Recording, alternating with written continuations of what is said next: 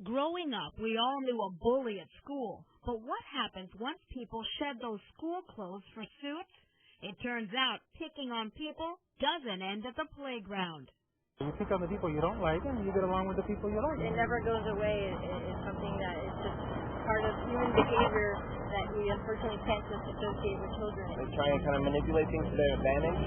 And yeah, that exists in the playground, but it exists all throughout people's lives. You had it in high school, you had it in the playground, you have it at work, you have it everywhere. So we grow up, but we don't all grow out of this behavior. Studies show 1 in 6 people experience bullying at work. Melanie, as we'll call her, is one of those 6. She doesn't want to show her face. She does want to tell her story. It felt like the kind of environment where the person I was directly reporting to, there were days, depending upon their mood or how they were feeling, there was nothing I could do right. I was losing sleep, I couldn't eat, I was very, very stressed out all the time. In Melanie's case, her bully was the boss. Effort is almost never recognized. Goals and expectations weren't always clearly defined, so you didn't always know if what you were doing was going to be right or not, because it was all based on somebody's whim. People have a tendency to think that this kind of behavior is acceptable. People get caught up in situations and sometimes look at each other rather than as human beings, as objects and opportunities. Gail Pursell Elliott is known across the country as the Dignity and Respect Lady. She's a moderator of Bully Online and the co-author of this book about workplace bullying. Pursell Elliott says in most cases, the bullying is peer-to-peer rather than boss to employee. It's an impersonal situation that becomes very personal. And people who engage in bullying, some of them think it's just funny and it gets out of control.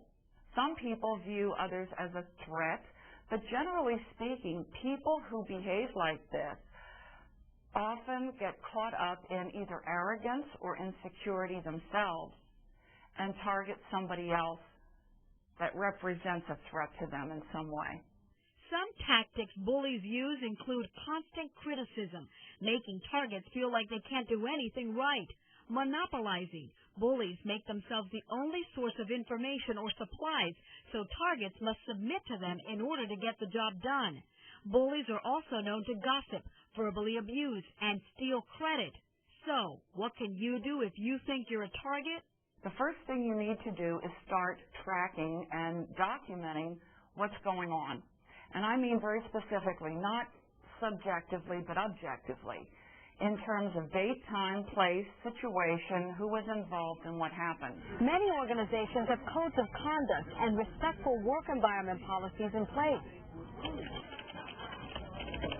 So once you've documented the bullying, you should take your complaint to Human Resources. When a person is a target, they still have personal power to be able to do things to change it.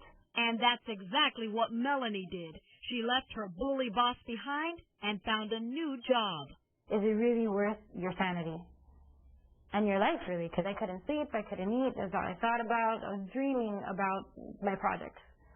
But that's not a life either. We work to live, you don't live to work.